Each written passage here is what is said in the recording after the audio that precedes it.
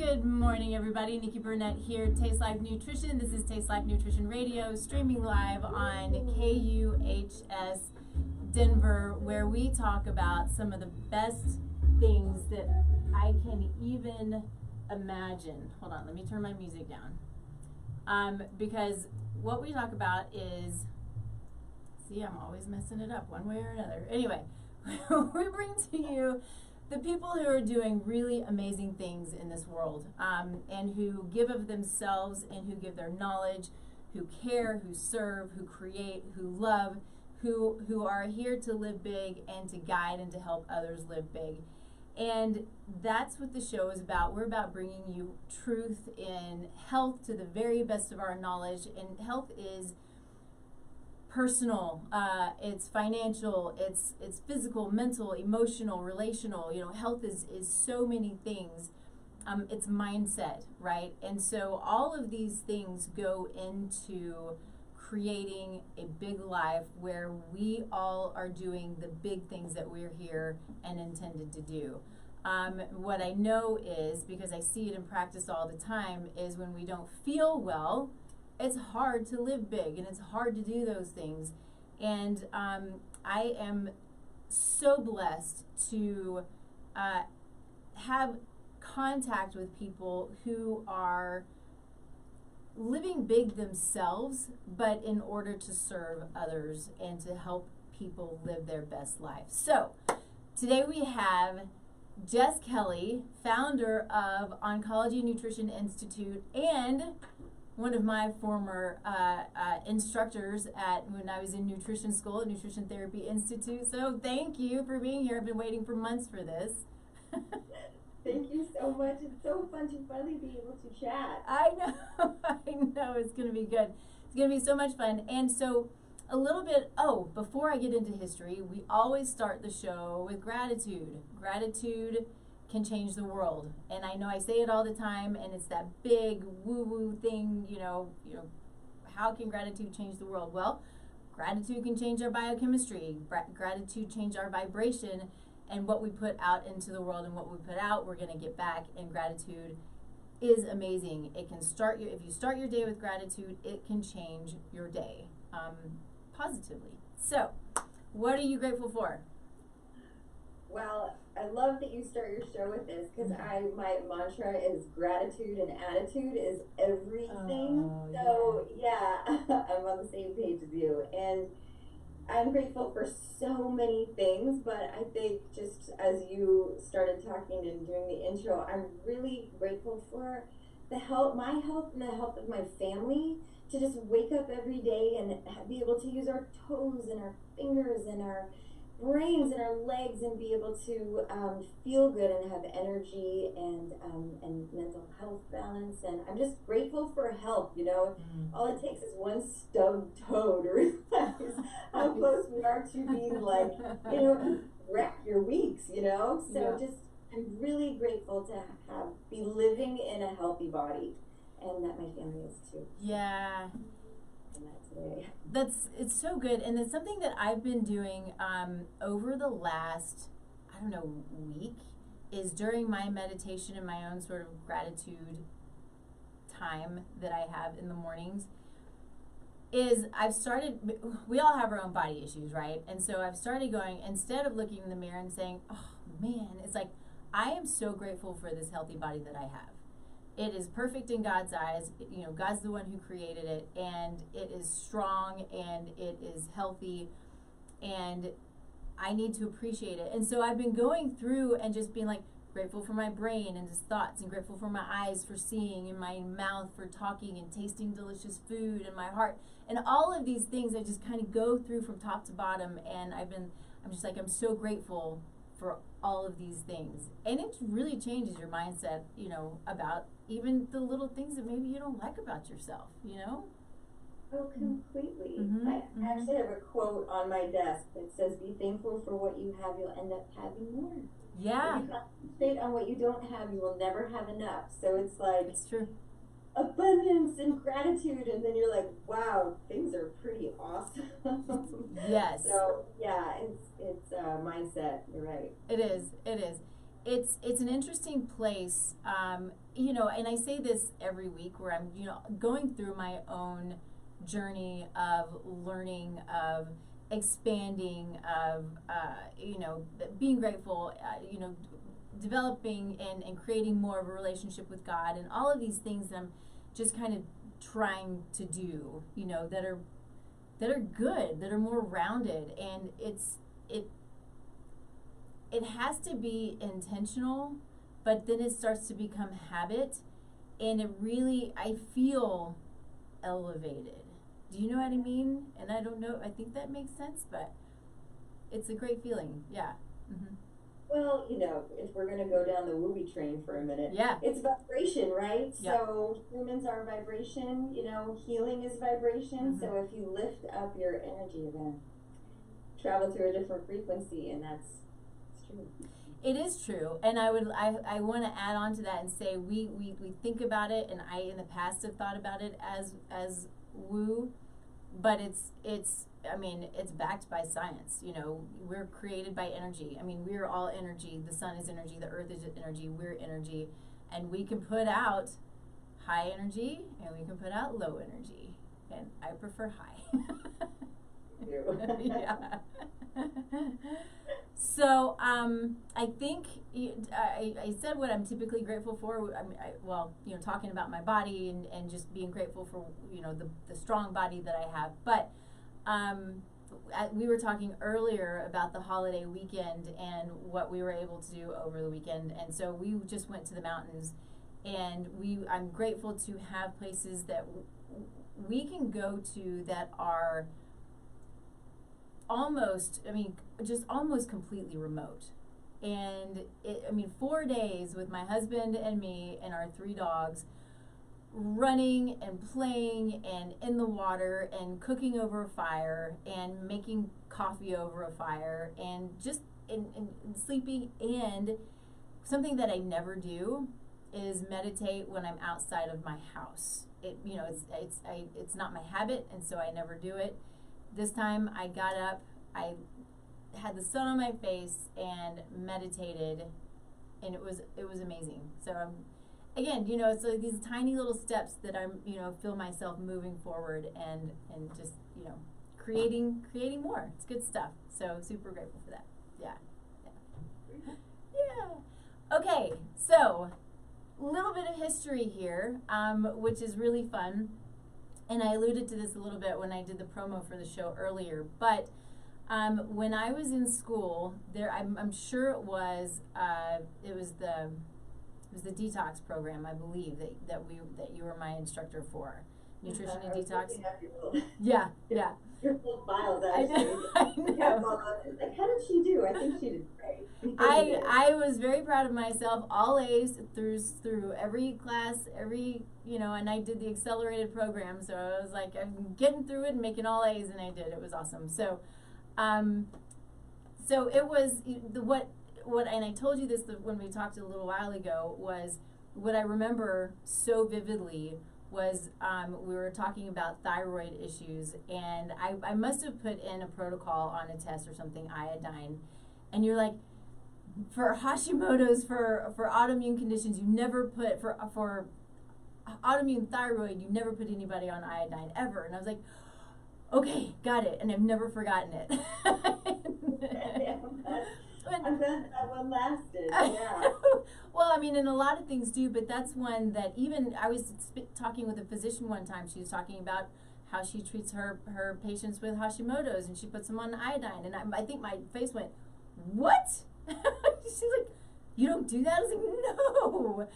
So it's interesting, the things that stick. But not too long ago, and I think that this is the correct order, I think you had reached out on LinkedIn. I was like, oh my gosh, I know her, and we connected. But before we actually talked, and I knew what you did at that point because it was all over LinkedIn, but my mother was diagnosed with glioblastoma, which is a form of brain cancer. And so it took 6 weeks from diagnosis to her passing, which is a whirlwind. And I I felt like it was a crash course in brain cancer, obviously specifically glioblastoma, and a crash course that I could do nothing with, you know, and is this heartbreaking place. But it was at that time, I think it was right after she passed, that we were able to get together and to talk. And it's such an interesting, her situation was interesting and so quick, but what is so amazing about what you do is, you know, so Jess and her Nutrition Oncology Institute help people and certify and teach people in getting through, and I should probably let you talk about this better than I am, but getting through treatment. And you also work with people who are not going through treatment, correct? Yeah. So this is a place where we might have this really scary diagnosis, but there's so much that can be done. And it's so important to find your team, who can surround you, who can love you, who can guide you and help you through these situations. Or if you have a history of it and you just want to avoid it, that's great too. Food is so basic and so integral to being healthy and creating health when you're in a place of dis-ease, that we need so desperately people like Jess and Remission Nutrition and Jen Nolan, who we've had on, and Oncology Nutrition Institute. So I'm going to stop for a minute and quit rambling and let you talk about, I want everybody to know, you know, what brought you here. You know, that's not, as far as I know, what you were doing when you were my instructor, and you have come to this amazing place and built this amazing institute. So what got you here, what motivates you, excites you, all of the things I want to know. Yeah, well, thanks. It's so fun to be chatting about all this, and we've come so far. I just kind of want to snap back to that Hashimoto's conversation for a second. So we've come so far since, you know, I was in school and you were in school and learning about truly personalizing nutrition. So we've come a long way from speaking in absolutes, right? You can't ever say, you have Hashimoto's, you can't have iodine. You have breast cancer, you have to have soy. We can no longer speak in absolutes, and I think that that's sort of really important, because nutrition's come to this place where it's like, all meat's bad. It's like, no. We have to start getting deeper and deeper into details, and I kind of switched from consulting, actually, several years ago after my dad passed from GBM. I had been doing nutrition consulting for several years, sort of while I was also teaching, and I just got PTSD from it. I was like, it was crazy being on the other side. Like, it was great to be a practitioner and tell people, okay, you've got cancer and this is what you do. But then, you know, when you're on the other side of the screen, it kind of flips. So I realized that in working with the oncology population, it's complex. There's different chemotherapies, there are immunotherapies. There's so much to know and learn and do safely. So I looked around when I was practicing nutrition for a way to get more deeper education, specifically in oncology nutrition, and the only thing out there was for registered dietitians. If they could prove 1,000 hours in the field and take a test, then they would be oncology dietitians. And I'm not an RD, and so we, you know, as we were writing the book, I started developing this oncology nutrition program as a way to help train other people in the field of oncology nutrition. Holistic, metabolic, integrative, modern. Like, we've come a long way from Ensure. We need to step into you know, the 21st century here, maybe even out of the 19th. Or anyway, so we're really you know, our program, it's 40 weeks of classes, and it's based on over 1,000 research papers, and part of it is the Metabolic Approach to Cancer, the book that I co-wrote, and it's been great. We're working with medical oncologists and medical doctors and DOs and nurses and acupuncturists and RDs and all these people, and I've been so surprised at how many people are out there, and the medical doctors especially, who are like, I didn't learn this in medical school. And I just read recently in a paper that 1 in 3 people who get diagnosed with cancer will ask their doctor what to eat. Yep. And the Yep. prevailing thing has been, doesn't matter, just don't lose weight. Yeah. And it's like, no, Yes.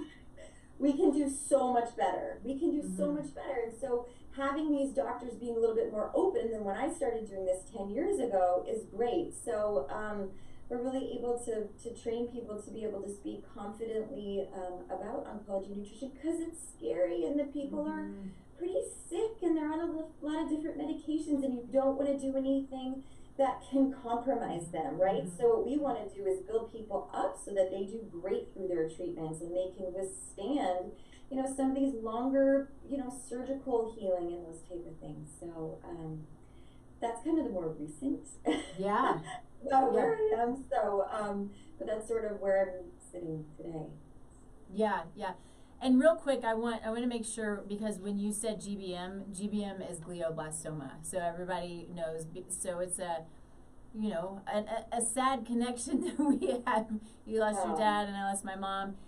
And the sad thing too is this used to be considered a rare type of cancer, and I think that it no longer is. You know, I think also when you're focused on it, it kind of comes out of the woodwork and you hear a lot more about it. And so I understand that as well. But I was at a conference a couple of weeks ago, and they were talking about GBM or glioblastoma and how it has just gone through the roof, as well as lots of other types of rare cancers. So we're in an interesting and we're going to leave it in an interesting place with that. And you know, it's hard and it's frustrating, but like I said, having people on your side who are like Jess and all the people that she's training is important. And I want to hit on something real quick. I've told this story multiple times, but in case somebody hasn't heard it before, I have to hit on it because it's so important. What I know is my husband's dad had metastatic prostate cancer, and so we lost him to that. And through that process, my husband's mom has always been very healthy, very in tune with the body, and she knows, you know, for the most part, what's right and wrong as far as eating well. But they did just that. What can we feed him to help him? So the dietitian at the hospital sent them down to the pharmacy to get this protein powder that was, when I looked at it, it was full of sugar, and I can't remember all the details, but it was terrible. Yeah. And so she bought it anyway out of fear. She's like, I don't know what else to do, so I'm going to buy this. And what do I do? Nikki, what do I do? I'm like, you know that this isn't going to be beneficial. And so there's so much fear around this when and I also want to talk about Ensure, but there's so much fear around this when what you do and what the goal is to empower people to understand that there are options and there are things that we can do, and to build your team. Yeah. Yeah, I think, you know, I did an interview yesterday, and I was saying that I think that you need a farmer on your healthcare team. Yeah. So we need to kind of create this beautiful integrative team, and it's food first. I mean, food is the oldest form of pharmaceutical medicine. Like, it should be your frontline treatment. And so once you establish that food quality part, and you know, that's what's missing from a lot of these conversations. All meat's bad. Well, come on. There's tons of published papers out there showing grass-fed, grass-finished beef has far higher nutrient content, omega-3, preformed vitamin A, compared to CAFO meat. It's like, we have to start being more specific and bring in this food quality piece, because if you're eating processed foods with, you know, any type of meal replacement product, if you're seeing soybean oil or high fructose corn syrup or sugar at all on the label, or if it's in a package, period, your body, your enzymes, and your genes do not recognize it. So we need to be eating food that we are genetically tuned to eat if we want to avoid sort of a cascade of things that can develop into a cancerous process. You know, with the 10 recognized hallmarks of cancer, we know that cancer cells they're incredibly intelligent, and they have to bypass all these different sort of security gatekeepers in our body that are designed to hold cancer growth in check. And when those, you know, immune system surveillance and all these different things, but when our body is depleted, so 90% of Americans are depleted in at least one nutrient. Let's just start there. Right. I mean, it's been but testing for vitamin D in some recent things, including COVID and in some cases cancer, is considered low-hanging fruit. Why are we not putting a vitamin D test? Just run of the mill. I mean, if I can accomplish one thing in my career, it's to get vitamin D levels to be part of an annual screen. I mean, come on, we know this. It's like, why is it being ignored? And I think that the journalist in me is like, okay, time to keep the flashers on here, because we're ignoring it. And so why are we ignoring nutrition? Like, it needs to be part of the standard of care, because we're made out of what we eat. So kind of basic. Well, yeah, it is, and that on top of the assumption that, you know, the general guideline for vitamin D is at 30, which is sad and pathetic. So on top of just not running it on a regular basis, and I see it all the time when I'm looking at labs, like, where's your vitamin D? You know, you have an autoimmune condition. What's going on? And so functionally, you know, we want to see D from, I always tell people, depending on their situation, 70 to 100. Some people say 60 to 80, you know, kind of depends on who you're working with. But 30 is not sufficient. And we're seeing people at, you know, 15 and 10, and, you know, it's crazy. Yeah. Yeah, so I agree with you. Go ahead, were you about to say something? No, it's shocking that we would ignore or choose to not test some of those things. And then, you know, I had a pediatric client years ago dealing with depression and, you know, all these other things, and we test her vitamin D and it was like 16. Like, so wait a second, we can do something as harmless without side effects as vitamin D, but yet we're going to prescribe this kid all sorts of pharmaceutical agents, which there's a time and a place. I'm integrative. There's a time and place for all types of pharmaceutical interventions and chemotherapy, all that stuff. But come on, let's slap a little drop of vitamin D in there, and let's see if we can start turning some people around, because that's what we can do, and that's the power of nutrition.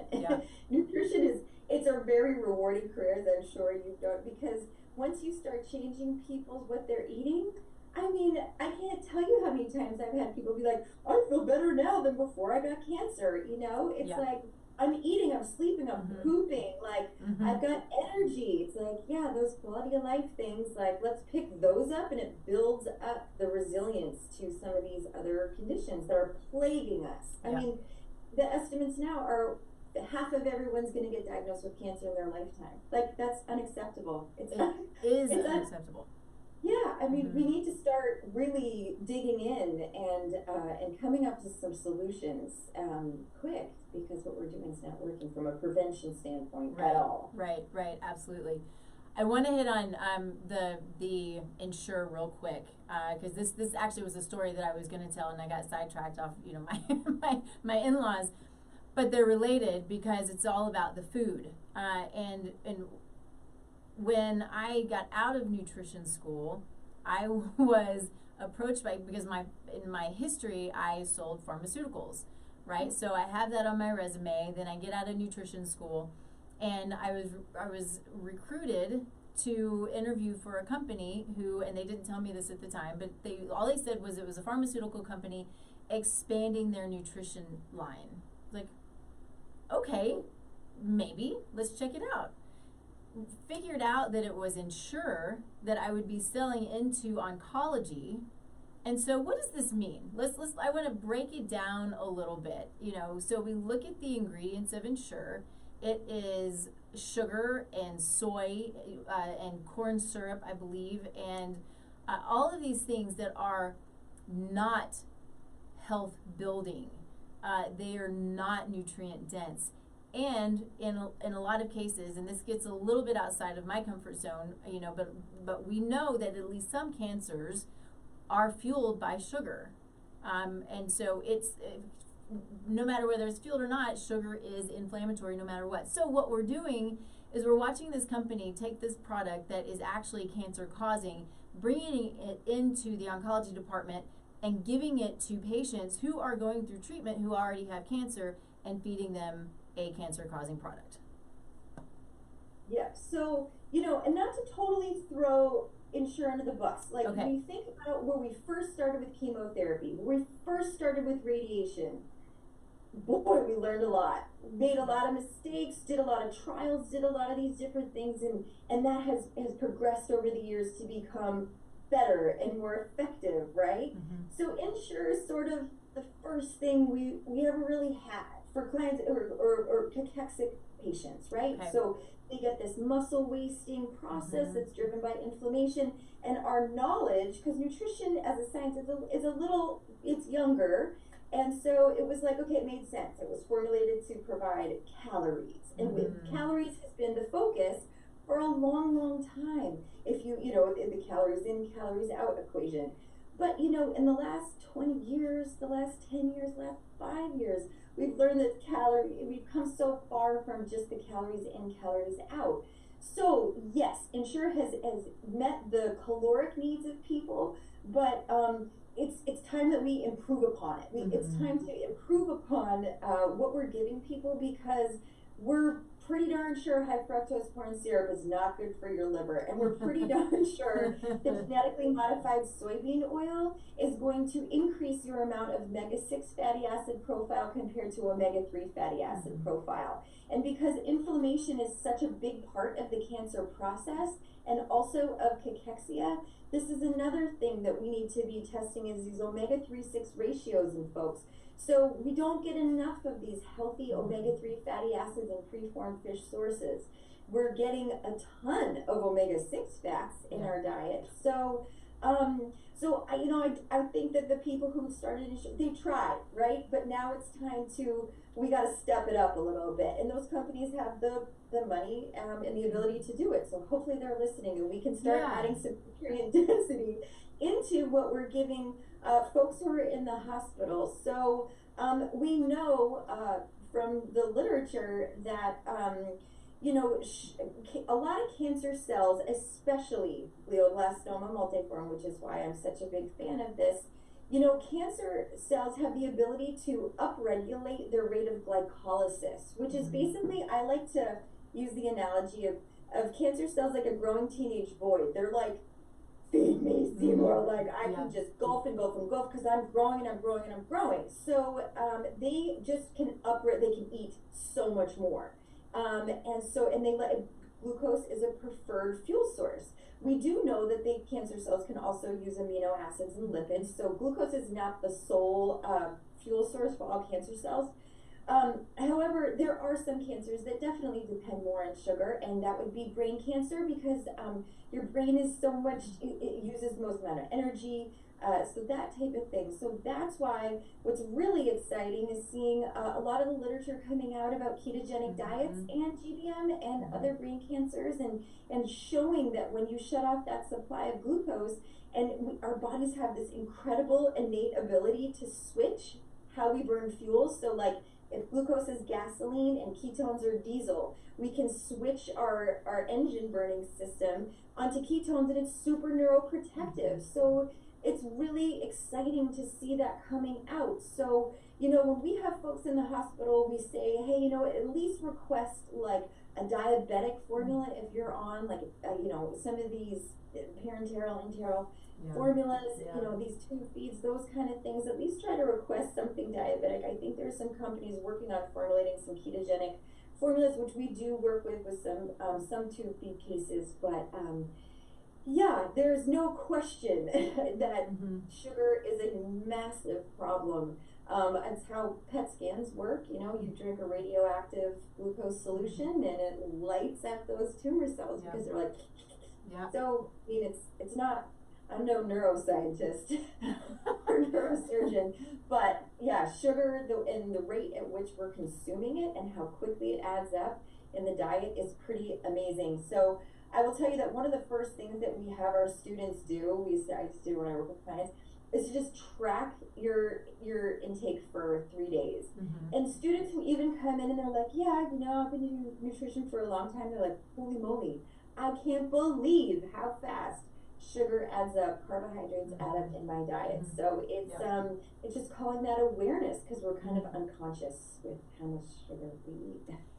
It's very true, and I learned that in my for myself, kind of like you said, as a nutritionist, I'm always experimenting and looking and playing, and have been tracking my macros on and off for a year or so now, about a year and a half, just because I want to know. It's not something that I have my clients do all the time, but I learned so much about me, about my diet, about how I feel. And I'll have same thing. I'll have my clients track for 3 days, and they're like, "Oh, I don't want to show you." I'm like, we can learn so much from just the 3 days, but to really kind of dig in, it can be daunting. But doing it for a month, doing it for a week, and understanding your macros and understanding what it is that you're what you're eating and what it adds up to, and that's the key. Is you think that having your 1 Coke a day, or even if it's like your 2 bananas a day, right? Which can be really carby, really high in sugar, and maybe not always the best idea if you're dealing with a cancer situation, or if you're diabetic, something like that. I want to talk real quick about, let me see what time it is. Actually, I want to talk about keto a little bit more and specific diets. But I need to take a quick break. I want to talk about our sponsor, who is Cellcore Biosciences. Do you use Cellcore at all? No? Okay. But I appreciate them. They are great at what they do. They are innovative in their approach to getting to the foundation of health and supporting mitochondrial function, cellular function, eliminating specific microbes and parasites and things that we don't always know that we're dealing with, that hold on to things like glyphosate, which is Roundup. They hold on to heavy metals. They hold on to mycotoxins, and they continually create this toxic burden on the body that when we're sick and we can't figure out why, there's something always more going on. And the goal for me in my practice, the goal for any functional nutritionist, functional medicine doctor, people like Jess, is to get to the root cause of that dysfunction and understand that, balance that dysfunction, so then the body has the ability to do what it's supposed to do on its own, right? We don't want to just supplement stuff. We want to get to the foundation. And so that's what Cellcore is about. They're a great company. You can only get their products through practitioners, and it's important to keep it that way because they are very, very strong, and they work really well, and I appreciate them. And I just love them. I think they're great. I've seen amazing things with their supplements. So, okay, keto. What I know and doing my own research, and when clients come to me, and most people who come to me who are dealing with cancer, I tend to send to you. There are a few that I haven't, that I didn't feel like I needed to, but most really intense ones, I'm like, okay, they're going off to Jess and Jen. But there's always the question, what do I eat? And should I be vegan? Should I be vegetarian? Should I do keto? Should I track macros? Should I, there are so many of these diets out there that, in my mind, in a normal, healthy body, we don't diet, it's a lifestyle, right? We eat well, we keep our, it's good healthy fat, good healthy meat, lots and lots of vegetables, a little bit of fruit, pretty good, right? But when we're dealing with a situation like cancer, there are different directions that we might be able to go, and I would assume that it's very individualized. So let's talk about that. Yeah, so kind of what I said earlier about how with the era of personalized nutrition, we kind of have to unlearn, do some unschooling a little bit. So it's less about the protocol, more about the person. So we sort of work backwards for customizing dietary therapies. So it's going to depend on a lot of things. So there's a couple different places to start. So in my book, The Metabolic Approach to Cancer, we have, there's a quiz in chapter 2. Mm-hmm. So, and we also have that quiz for free on the Oncology Nutrition Institute website. But it looks at 10 different areas of where to prioritize and assess imbalances, right? So genetics, epigenetics. We also like to do some nutrigenomic testing. Yeah. That's actually, it's been a really fun game changer in our practice in the last 5 years. Learning all about that can really help to answer a lot of the vegetarian, vegan, customized keto questions based on types of fatty acids, because and different lipid components. And so that's been really fun because it's helped to answer some questions of like, I went on a ketogenic diet and my cholesterol went through the roof. It's like, well, actually we can avoid that if we do some nutrigenomic testing ahead of time. And then, so we're looking at that. We're looking at metabolic function, blood sugar levels, those type of things. We're looking at stress and biorhythms, environmental toxins. We need to assess it. I think we really underscore, but we're learning a lot more about the role that what is in our exterior environment plays in toxins, from shampoo, lotion, toothbrush. I mean, the list is endless of all the products we use during the day and that are not regulated for safety, earbuds, things like that. We're looking at hormones, biorhythms, I mean, just inflammation, a whole host of different, systems-based approach. So let's look at the function of the endocrine system, the neurological system, kind of checking through all of the body's bioregulatory systems. And then we like to nutrient test. So we teach our students, like, we can guess all we want, but if we can get a picture a little bit ahead of time and do some more comprehensive assessments. So, medicine sort of remains stagnant for the last 30 years with looking at basic things, like I was talking about with the vitamin D. So the more of a picture that we can get from, we have a kind of a metabolic terrain nutrition evaluation lab, kind of core set of labs we look at, and do some of the nutrigenomic testing, micronutrient testing, some Dutch hormone testing to kind of look at endocrine system involvement. And then from there, there's a lot that goes into one person. Then you have to take into consideration what treatment someone's doing. So what type of immunotherapy are they on? What research is out there that's showing maybe beta glucans are going to be synergistic with this? Maybe there's a role of the microbiome with this particular immunotherapy. What are they doing for surgery, radiation? Because nutrition therapy approaches can and should change based on where someone is in their journey. So we may be working with someone who's got like a very acute digestive issue. So what we're seeing a lot more now is ICC, immunotherapy-induced colitis. So that is sort of more of a common thing that shows up for people when they're in immunotherapy. So some of these kind of complex advanced digestive disorders, that's sort of like, maybe I want you on keto, but you're having diarrhea all day. So so we need to train our practitioners how to get out of the like, it's always keto or it's always vegan or it's always, it doesn't work. So we need to be able to personalize and adapt what we're doing. That's true medicine, is adapt to where the person's at, because we change every day. Treatments change, side effects change, priorities change. People travel, they're going to a birthday party, all sorts of stuff. How do we adapt and how do we accommodate to what's going on in someone's life? So there's so many ways of, we have a whole 10-week course on assessment and how to evaluate, someone walking in the door, because it's not just like, you're 38 years old, you have a stage 2 breast cancer, you're going to get X, Y, and Z treatment. And that's everybody kind of going through conventional allopathic medicine, and that's fine. And that works. And I think that what we hear a lot is like, why didn't my doctor tell me all about this? I asked about nutrition, and why didn't they tell me what I could do? It's not the doctor's fault. It's not their fault. They just didn't learn about nutrition, in relation to it. So So everyone sort of has these boilerplate protocols, and we have to get away from that and kind of work backwards and let the person sort of dictate what it is. Because we teach, I mean, you may want someone on an AIP, you may want someone on GAPS, you may want someone on low FODMAPs, you may want someone on keto, you may want someone to do mitochondrial repair, doing like a Walls protocol. You know, there's so many different therapeutic diets out there, and it has to be custom. Customized. So each person takes, it's pretty intense. There's a lot to get to know.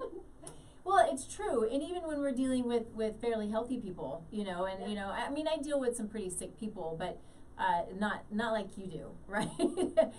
But still, no matter what, it is an individualized approach no matter what. And if we're not getting an individualized approach and individualized care, I think we're falling short. And that's, you know, what we have to do, which also kind of goes back to the labs that you run and how important labs are. And they're, you know, when it comes to the functional world versus allopathic world, you know, there are some differences. Now, when you're looking at cancer labs and things like that, all important, but you want to understand the micronutrient deficiencies, because that can play a role in the body being able to fight cancer, right? Or any other condition. You want to understand how hormones are being detoxified. You want to understand the epigenetic SNPs that you may have that maybe don't allow for detoxification properly, so you can support that process. There's so many things, and you know, I love. What's so fun for me is how excited you get. You get all wound up, because that's how I get too. I'm like, you just get so wound up. Oh, it's amazing. Go ahead. I was thinking to my dad this morning, I was like, you know, I think a lot of people go to work and they don't like it. I don't know what the estimates are, like 50% of people go to work and they don't like it.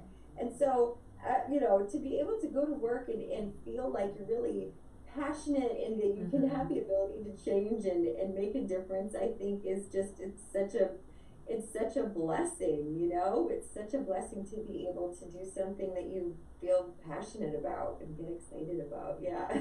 It's really true, and I find that more and more as I practice more and more, and you know, you become, you know, maybe a little more confident in what you're doing, but you literally see, I think I did a Facebook Live about this last night, which is my favorite part in practice is seeing those light bulbs go off for people. So the light bulb, whether it's I figured out what it is that makes my belly hurt, or I've had knee pain for 3 years and now I can go up the stairs with no pain, or I've not been able to focus on my work or my family or whatever it is, and now I know what it is that creates that inability to focus, you know, with something that I'm eating or whatever the case may be. It's all these things, and it really, what lights me up is watching them light up.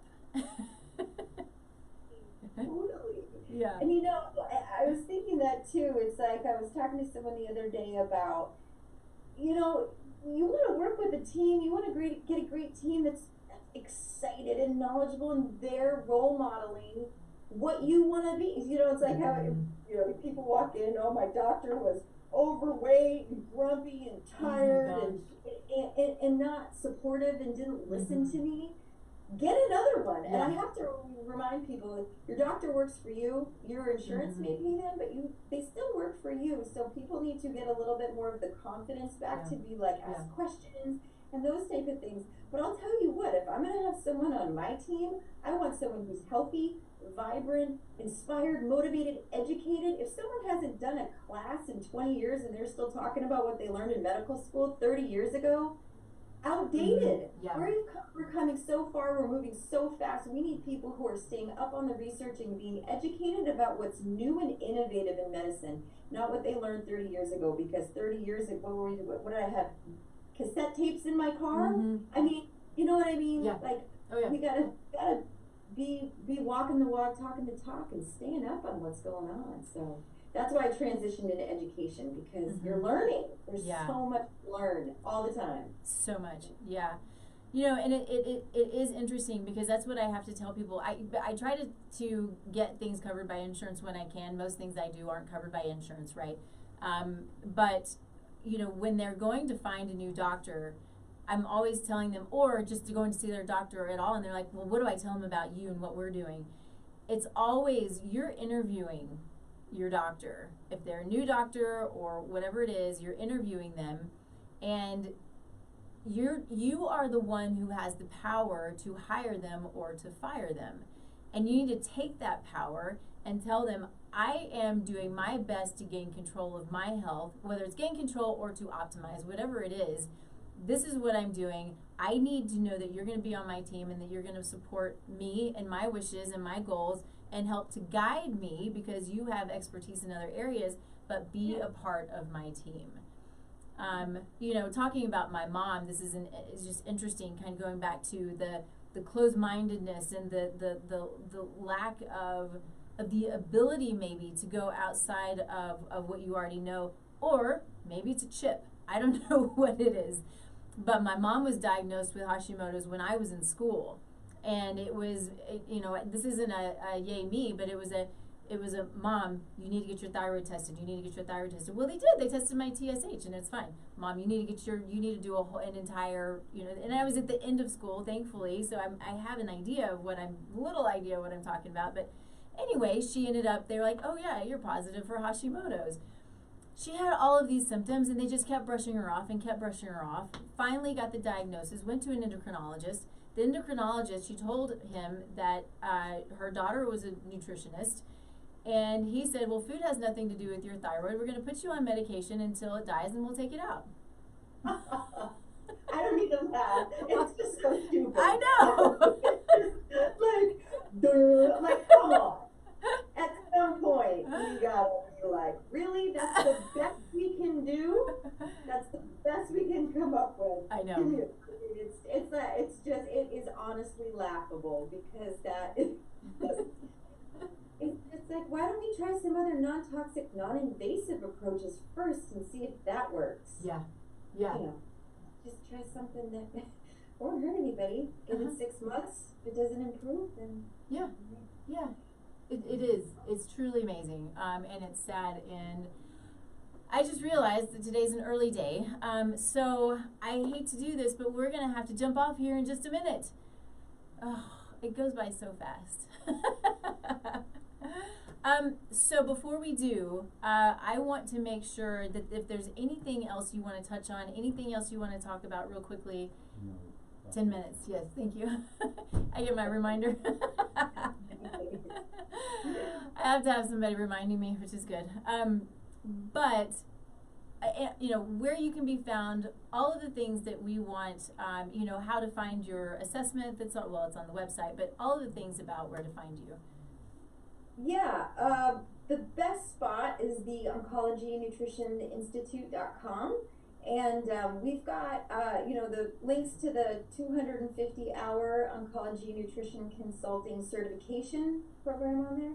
And then there's also a page where we have some free and small fee classes, just if you want to just jump on and do a little learning.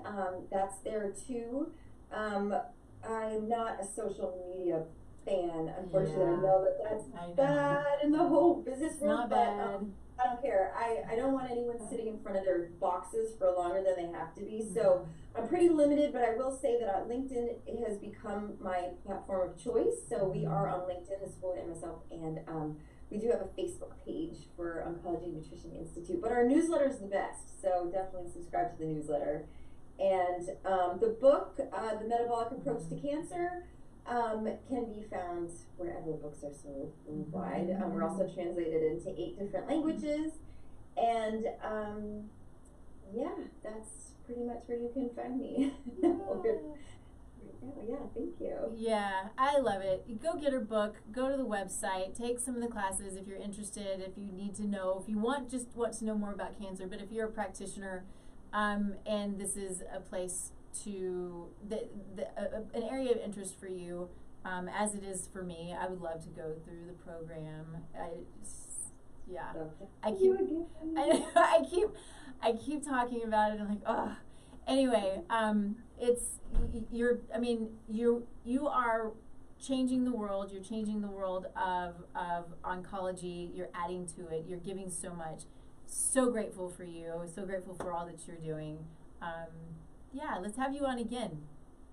I'd love to come back. I'm good. So psyched to reconnect with you. Yeah, I know. Years. Thank you.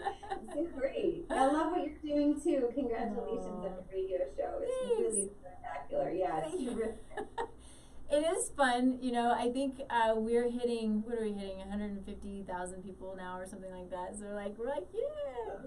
I can see you. It shows over here. I don't really know how to read this right now, but anyway. But thank you, everybody, for joining us. Thank you again, Jess. Of course, you can find me at tastelifenutrition.com.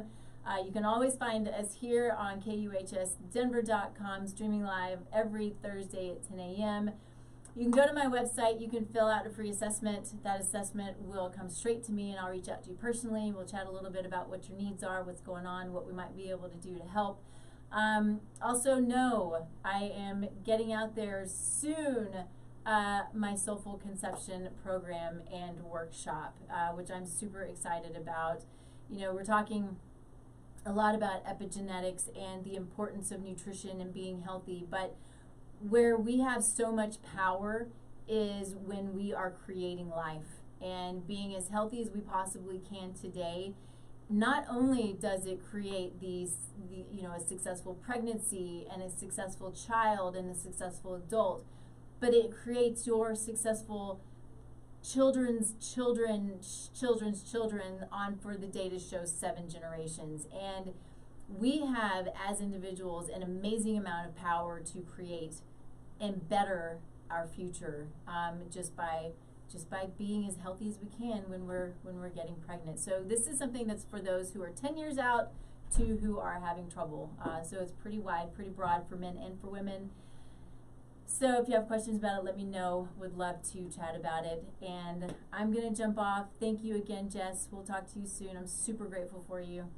And you. Take care, Nikki. Thank you. Bye.